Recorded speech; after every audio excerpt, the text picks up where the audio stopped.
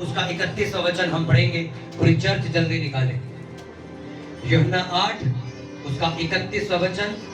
अगर आपके आस पड़ोस में बच्चे आपको डिस्टर्ब करते हैं तो यह आपकी रिस्पॉन्सिबिलिटी कि आप उन्हें चुप करा के रखो, क्योंकि शैतान नहीं चाहता कि आप वचनों को सुनो, वो चाहता है कि आप डिस्टर्ब हो जाओ और वचनों को सुन ना सको।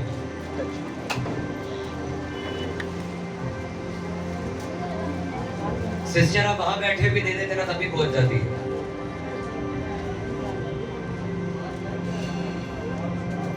अपनी बाइबल अपने साथ रखा करो। यूहन्ना 8 उसका 31वां वचन, पेज नंबर 143, 143।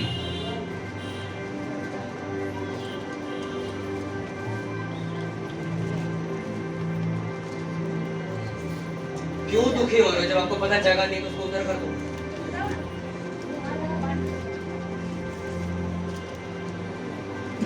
यार अमर, लोगों को तुमने इतना फंसा दिया है गर्मी में, पब्लिक इतनी ज्यादा, तुमने उनको बिठाए नो, बेचारे दुखी हो रहे, वचन नहीं सुन पा रहे। तुमने बच्चों को बीच में घुसा रखा है, वो कोई सो रहा बच्चा, कोई कुछ कर रहा।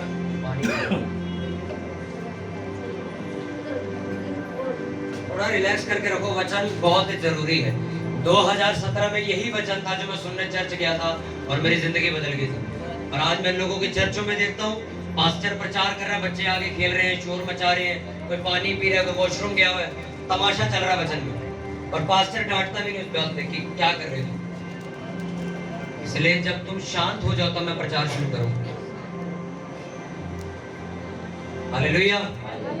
बाहर आवाज आ रही है सबको? बाहर वाले हाथ उठाओ अगर आवाज आ रही है तो। ओके। यूहन्ना 8 उसका 31 मैं पढ़ूंगा। तब यीशु ने उन यहूदियों से जिन्होंने उस पर विश्वास किया था कहा, यदि तुम मेरे वचन में बने रहोगे तो सचमुच मेरे चेले ठहरोगे, तुम सत्य को जानोगे और सत्य तुम्हें स्वतंत्र करेगा। उन्होंने उसको उत्तर दिया, हम तो अब्राहम के वंश से हैं और कभी किसी के दास नहीं हुए, फिर तू कैसे कहता है कि तुम स्वतंत्र हो जाओगे? यीशु ने उनको उत्तर दिया, मैं तुमसे सच सच कहता हूँ कि जो कोई पाप करता है वह पाप का दास है। दास सदा घर में नहीं रहता, पुत्र सदा रहता है। इसलिए यदि पुत्र तुम्हें स्वतंत्र करेगा तो सचमुच तुम स्वतंत्र हो जाओगे। मैं जानता हूँ कि तुम अब्राहम के वंश से हो, तो भी मेरा वचन तुम्हारे हृदयों में जगह नहीं पाता, इसलिए तुम मुझे मार डालना चाहते हो। मैं वही कहता हूँ जो अपने पिता के यहाँ देखा है, और तुम वही करते रहते हो जो तुमने अपने पिता से सुना है। सब बोलो आमीन। याकूब की पत्री उसका 1 उसका 13 वचन में पढ़ूंगा, पेज नंबर 318 पे। जब किसी की परीक्षा हो तो ये ना कहे कि मेरी परीक्षा परमेश्वर की ओर से होती है, क्योंकि ना तो बुरी बातों से परमेश्वर की परीक्षा हो सकती है और ना वह किसी की परीक्षा आप करता है, परंतु प्रत्येक व्यक्ति अपनी ही अभिलाषा से खिंचकर और फंसकर परीक्षा में पड़ता है। फिर अभिलाषा गर्भवती होकर पाप को जन्मती है, और पाप जब बढ़ जाता है तो मृत्यु को उत्पन्न करता है। सब बोलो आमीन। हालेलुया। अपनी बाइबल को बंद कर दो और अपने पड़ोसी को बोलो कान में कि ध्यान से सुन, सुनने से विश्वास पैदा होता है। बोलो अपने पड़ोसी को जोर से बोलो, ध्यान से सुन, सुनने से विश्वास पैदा होता है। हालेलुया। बाइबल में यीशु मसीह एक जगह खड़े होकर बोलते हैं कि तुम सत्य को जानोगे, सत्य तुम्हें आजाद कर देगा। तो लोग वहां पर पलट कर ये बात बोलते हैं कि हम किसी के आज तक गुलाम नहीं बने, तो तू ये बात कैसे कहते कि हम स्वतंत्र कर दिए जाएंगे? हम तो किसी के गुलाम ही नहीं है। और यीशु मसीह ने उनको समझाया कि जो कोई पाप करता है वो पाप का गुलाम बन चुका है। पाप का मतलब लोगों को लगता है कि जब हम किसी की हत्या कर देंगे तो बहुत बड़ा पाप होगा, उसे पाप कहते हैं। जब हम अपनी वाइफ को छोड़ के किसी और लड़की के साथ जाके सोएंगे तब बड़ा पाप होगा। बाइबल में लिखा, अगर तुमने किसी स्त्री को देखकर मन में गलत विचार किया तो तुम पाप कर चुके हो। तुम्हें छूने की या उसके साथ सोने की तो जरूरत है ही नहीं, आपने मन में सोच लिया, तुम पाप कर चुके हो। किसी की हत्या करनी छोड़ो, उसने कहा अगर तुमने अपनी किसी व्यक्ति के प्रति नफरत पाल रखी है, मैं नहीं बोलूंगा इससे, ये नफरत क्या है? पाप। लिखा जब तुम, आज लोगों के लिए झूठ आम हो चुका है। खड़े होते जहांगीरपुरी मेट्रो पे और बोलते बस मैं आ गया, नीचे खड़ा हूं 2 मिनट में। ये झूठ है सबसे बड़ा। मैं अपने चर्च के लड़कों को हमेशा कहता हूं, तुम्हें अगर 1 घंटा लग रहा है आने में तो मुंह पे बोलो भैया 1 घंटा लगेगा, झूठ नहीं, मैं 5 मिनट में आ रहा हूं। पाप क्या है? हर वो चीज जो बाइबल के खिलाफ है। यीशु मसीह ने कहा जो कोई अपने माता और पिता का आदर नहीं करता वो सत्यानाश कर दिया जाएगा पृथ्वी पर से। लिखा जो अपने माता और पिता का आदर करेगा, लिखा वो पृथ्वी पर बसा रहेगा। हालेलुया। आज भी लोग यही सोचते हैं जब उनको चर्च के लिए इनवाइट किया जाता है कि हमें तो कोई बीमारी नहीं, हम तो किसी चीज के गुलाम नहीं हैं। नशा आपके जो बच्चे करते हैं, आप गुलाम बन चुके हो उनके। शराब चाहे आपने 1 घूंट पियो चाहे पूरी बोतल पियो, आपने पाप किया है। हालेलुया। यीशु मसीह ने कहा तुम अगर मेरे वचन को जानोगे ये सच्चाई तुम्हें आजाद कर देगी। क्या है सच्चाई? आज मैं आपको बताता हूं सच्चाई किसे कहते हैं। प्रभु यीशु मसीह ने कहा कि इंसान जब तक पाप करता रहेगा, जब तक वो गुनाह करता रहेगा, तब तक उसकी जिंदगी से कलेश खत्म नहीं होगा। अपनी गरीबी का समाधान ये मत ढूंढो कि मैं एक अच्छी एमएनसी कंपनी में चला जाऊंगा, एक अच्छा करियर बना लूंगा, एक अच्छी जॉब ले लूंगा, मैं अच्छा पैसा कमाऊंगा, मेरी फाइनेंशियल ट्रबल खत्म हो जाएगी। जब तक तुम्हारी जिंदगी में पाप है, जब तक तुम्हारी जिंदगी में गलत काम है, जब तक ये गर्लफ्रेंड बॉयफ्रेंड वाले रिलेशन में तुम धक्के खा रहे हो, मुंह से गालियां बकना, झूठ बोलना, नशे करना, अपने माँ बाप को गालियां देना, लिख के ले जाओ ये मेरे से बात, कभी जिंदगी में फलवंत नहीं हो सकते तुम लोग। क्योंकि तुम्हारे घर के दुख का कारण और कुछ नहीं, तुम्हारा अपना पाप है जो तुमने किया है। मैंने क्या पढ़ा कि जब किसी की परीक्षा हो तो वो ये ना कहे कि मेरी परीक्षा परमेश्वर की ओर से हो रही है, परंतु परमेश्वर किसी की परीक्षा आप नहीं करता, वरन मनुष्य जाति अपनी गलतियों में अपने आप फंसकर पाप करती है और वो पाप का भुगतान करती है जिंदगी भर। हालेलुया। तुम कमाए जाओ, तुम्हारी कमाई कर्जे में दवाइयों में जाती रहे, इसका कोई हल नहीं है। इसका एक ही हल है, पाप करना छोड़ दो, गालियां देनी छोड़ दो, पीठ पीछे लोगों को गंद बकना बंद कर दो।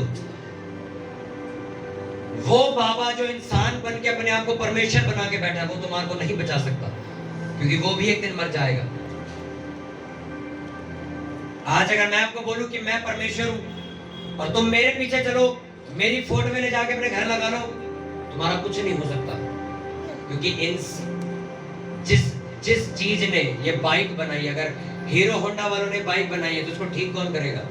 मारुति वाले, हीरो होंडा वाले ही से ठीक करेंगे। अगर मारुति सुजुकी गाड़ी बना रही है तो ठीक कौन करेगा? मर्सिडीज वाले करेंगे क्या? कौन करेगा ठीक? मारुति वाले ही ठीक करेंगे। इंसान को परमेश्वर ने बनाया है, इंसान आपको ठीक नहीं कर सकता, कोई बाबा आपको ठीक नहीं कर सकता। हाँ, वो बाबा अच्छी अच्छी बातें करके आपको अपनी तरफ आकर्षित कर सकता है, अपनी तरफ अट्रैक्ट कर सकता है कि आप वहां पर जाना शुरू कर दो, पर रियलिटी कुछ और बोल रही होगी अपनी जिंदगी। आपने जो गवाहियां सुनी ये कोई इंसान नहीं कर सकता। हजारों नशा मुक्ति केंद्र खुले हुए दुनिया में, लोग वापस आते दोबारा नशा करते। तुम्हारे अंदर अगर वो चीज खराब हो चुकी है तो उसे ठीक कौन करेगा? परमेश्वर। क्यों लोगों के घरों में बीमारी? क्यों लोगों की मैरिज लाइफ सक्सेसफुल नहीं? क्यों आज यूथ लोग, लड़के लड़कियां शादी के लिए धक्के खा रहे, उन्हें रिश्ते नहीं मिल रहे मसीह में? वजह क्या है? पाप, गलतियां, उनके मुंह से निकले गलत शब्द। मैं एक पास्टर के मुंह से गवाही सुन रहा था, 4 लड़कियां पानी में पैर डाल के बैठी थी, पानी के अंदर पैर डुबो के बैठी हुई थी। तो एक लड़की कहती मेरे पैर कितने सुंदर है, पानी में और अच्छे लग रहे। दूसरी कहती मेरे पैरों का जो शेप है कितना अच्छा है। तीसरी लड़की ने बोला, उसके पैर थोड़े सांवले थे, कहती कितने भद्दे हैं मेरे पैर, कितने गंदे लग रहे। उसकी शादी हुई, शादी होने के बाद उसके पैर पे हल्की सी चोट लगी और वो चोट इतनी खतरनाक हुई, उसका पैर काला पड़ के सड़ गया, दोनों पैर सड़ के वो बिस्तर पे आ गई और कोई डॉक्टर कोई उसका हल नहीं बता पा रहा, ये हो क्यों रहा है। एक पास्टर उसके घर गया, उसने पूछा तुमने कभी अपने पैर को कुछ गलत बोला था क्या, याद करो। कहते नहीं। कहते नहीं, कुछ तो तुमने ऐसा किया कि तुम्हारे साथ ये हो रहा है। क्योंकि भाई आपके 4 बच्चे हैं, आपने ये कभी बोला मेरा एक बच्चा बढ़िया जिंदगी जिए, बाकी 3 गरीबी में जिए। परमेश्वर ने तुम्हें भी और पूरी दुनिया को बनाया, वो किसी को दुख देके खुश नहीं है, पर लोगों की जिंदगी में अगर दुख है तो वो उनकी अपनी गलती की वजह से।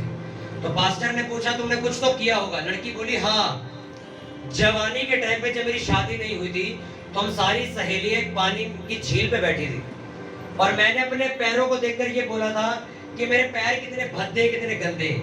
पास्टर ने बोला उसी वक्त तेरे मुंह से जो गलत शब्द निकला वो पूरा हो गया, और आज तेरे पैर हकीकत में भद्दे हो चुके, कोई इसको देखना नहीं चाहता। पास्टर ने प्रार्थना करी, उससे बोला माफी मांग जो तूने बोला था। उस लड़की के पैर ठीक है, बिल्कुल खूबसूरत पैर है उसके।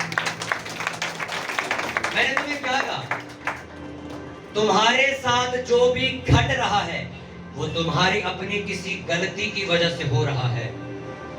बाइबल में किसी के बारे में भी ये नहीं लिखा कि यहोवा तुम्हें दुख देगा, तुम्हें हड्डियों का रोग हो जाए, तुम्हें ब्लड का रोग हो जाए, तुम्हारी आंखें खराब हो जाए, कहीं नहीं लिखा। उसने कहा जब जब तुम्हारी जिंदगी खराब होगी तो तुम्हारे अपने पापों की वजह से होगी। आज अगर तुम्हारे घर में लोग बीमार हैं तो तुम्हारे पापों की वजह से। अगर लोग नशा करते हैं उनके घरों में जाओ, एक अलग से बीमारी उनके घर चल रही होगी, या तो कर्जा चल रहा होगा, या तो दवाइयां चल रही होंगी, कुछ ना कुछ जरूर हो रहा होगा।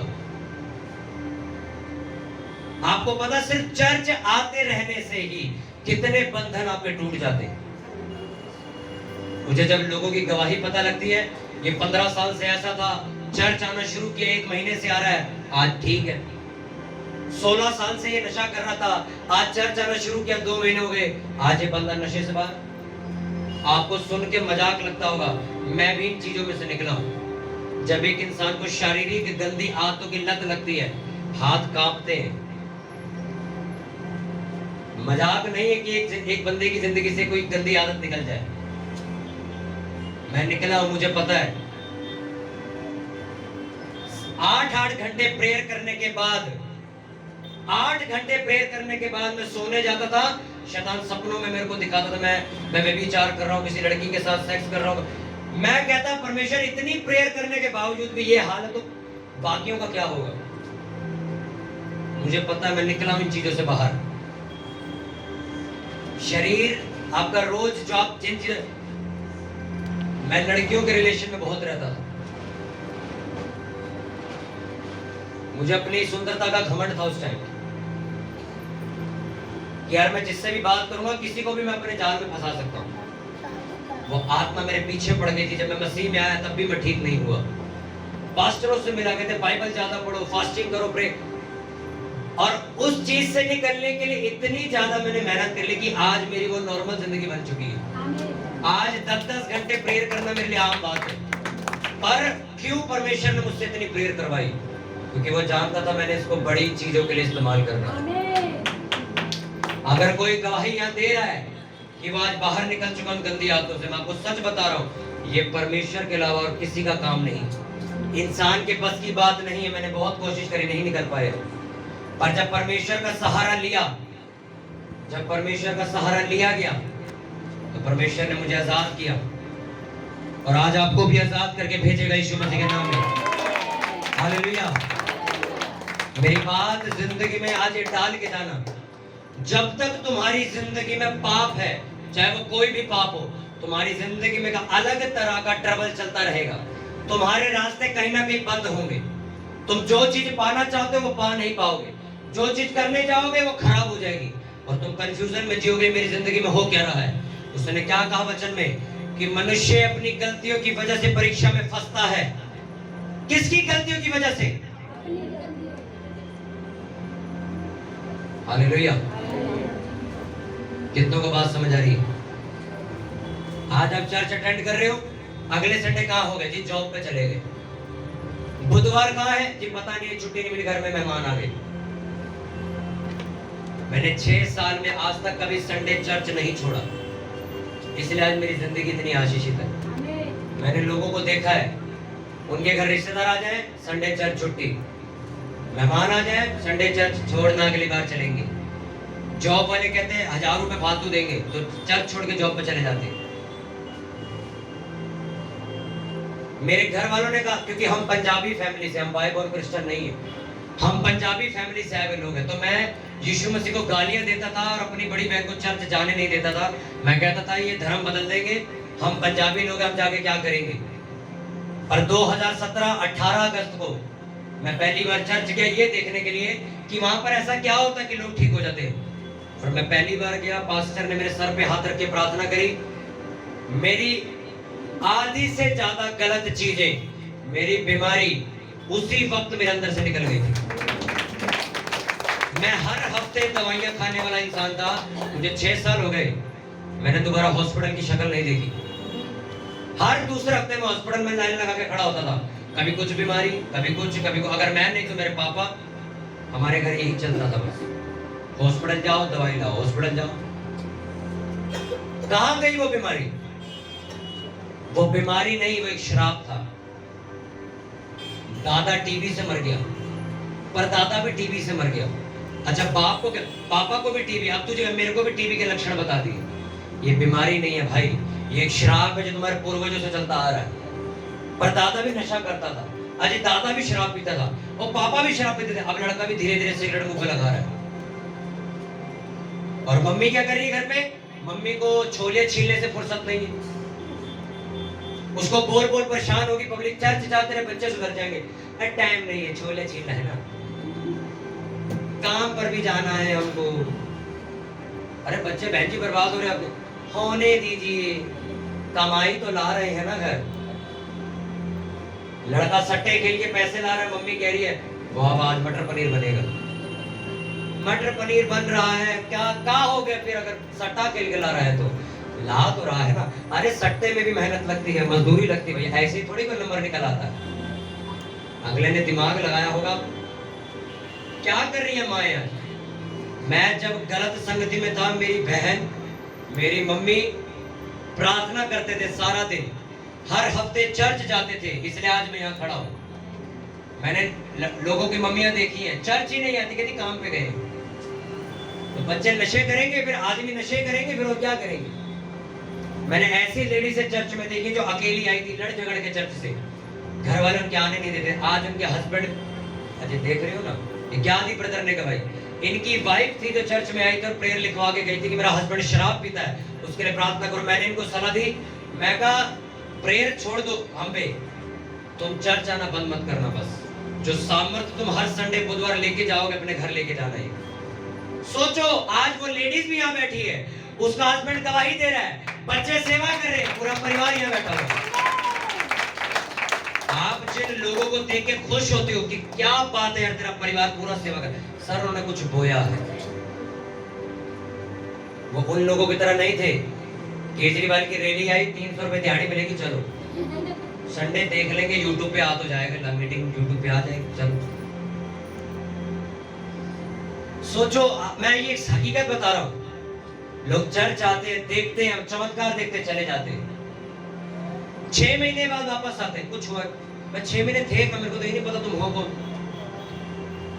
लिखा जो मेरे स्थान में बना रहे, जो सर्वशक्तिमान की छाया में बैठा रहे, वह सर्वशक्तिमान की छाया में ठिकाना पाएगा।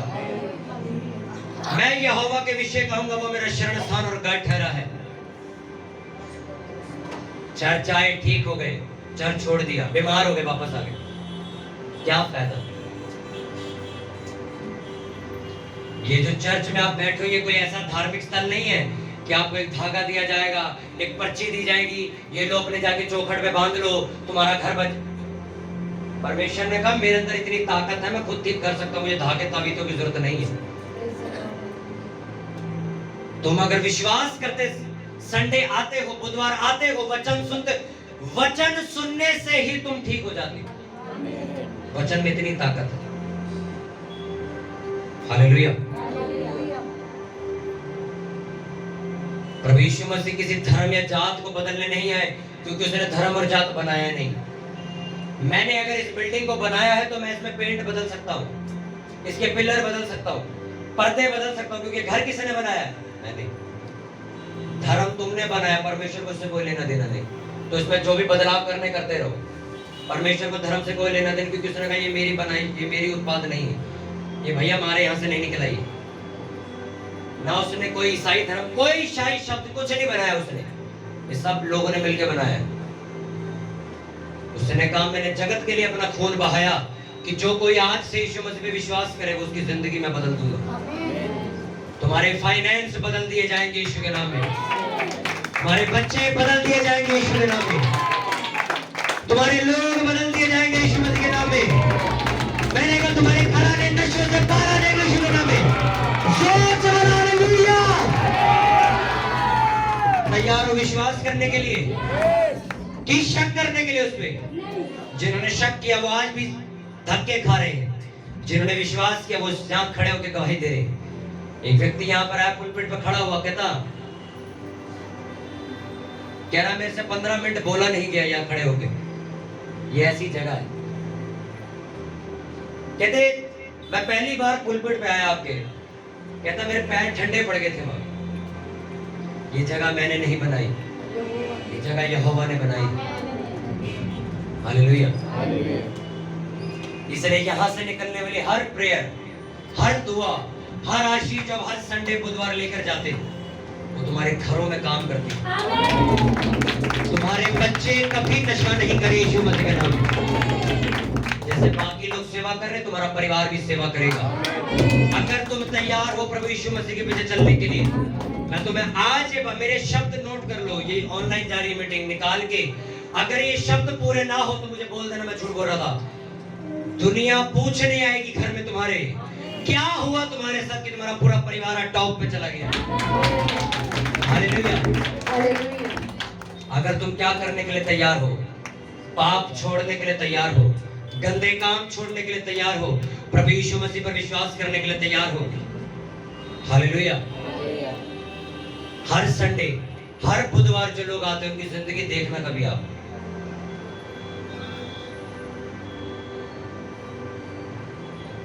कोई पैसा नहीं मिलता भाई चर्च में।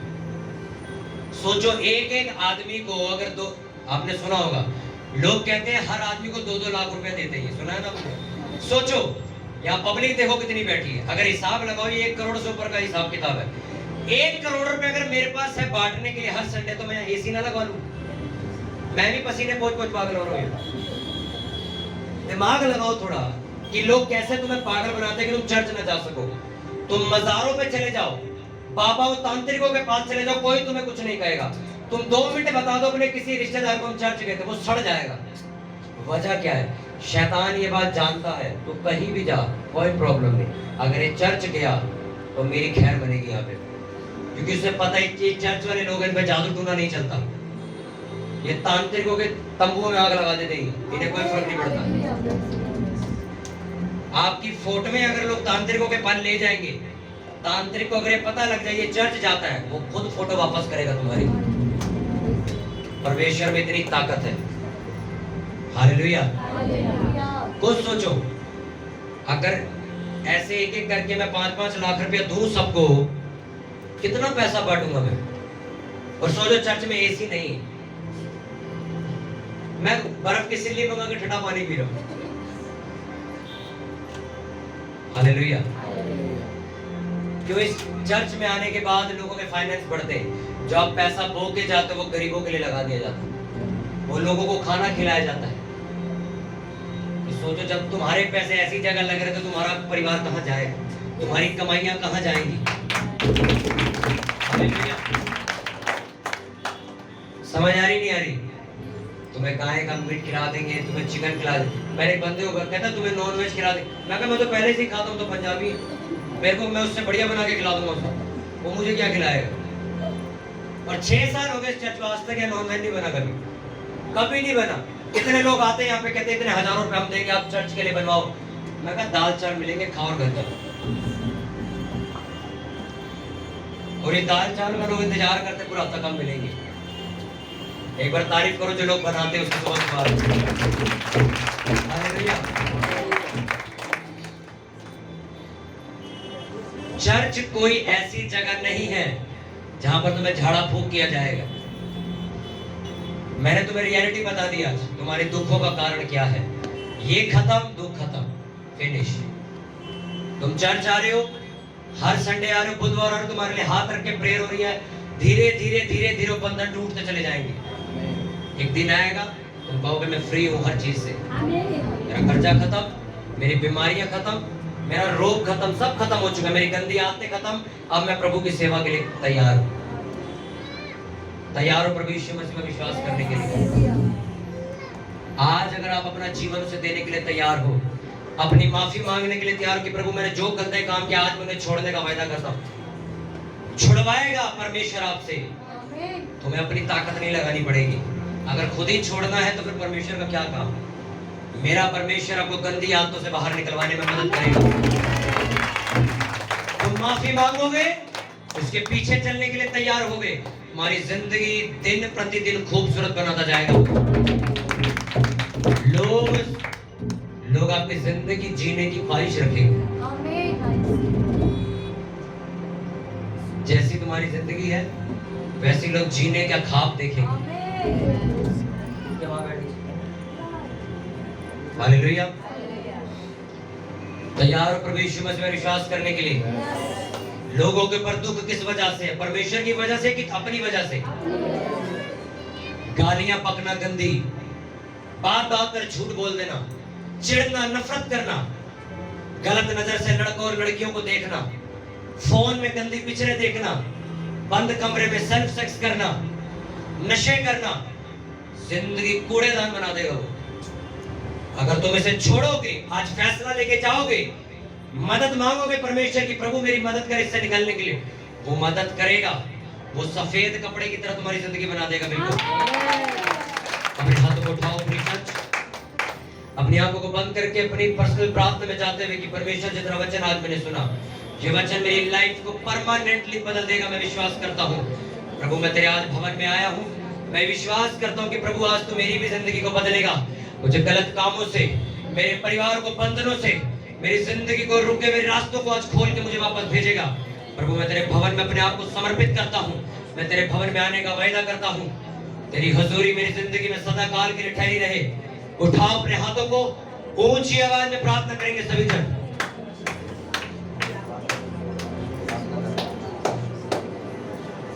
ऊंची आवाज में वचनों के लिए प्रार्थना करो पूरी चर्च, अपने होठों को खोल के। धन्यवाद मेरे सामर्थी खुदावन परमेश्वर, जितना वचन खुदा हमने सुना हमारी जिंदगियों में, खुदावन सदा के लिए ठहर जाए परमेश्वर।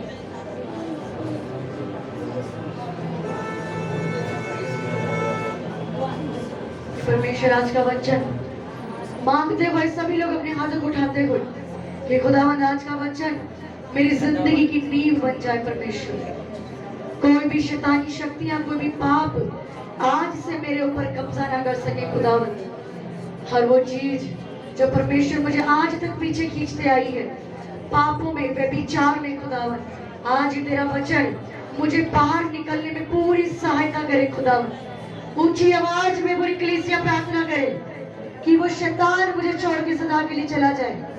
वो गंदी दुष्ट आत्माएं, वो व्यभिचार की, नशे की, झूठ बोलने की, बोलो परमेश्वर, ऊंची आवाज में, परमेश्वर मैं आज अपने गुनाहों की माफी मांगता हूँ। आज अपने गुनाहों की माफी मांगती हूँ। मुझे क्षमा कर, मुझे क्षमा कर, मुझे माफ कर, मुझे माफ कर। मैं दोबारा पाप ना करने का वायदा करता हूँ। बोलो परमेश्वर मुझ पर रहम कर, मुझ पर दया कर, मेरी लाइफ को, मेरी जिंदगी के रास्तों को खोल। इस सारी प्रार्थना तेरे इकलौते बेटे प्रभु यीशु के नाम में मांगते हैं। आमीन। चाचे पर जोर से बोले आमीन। तालियों के साथ। हालेलुया बोलो, हालेलुया ऊंची आवाज में।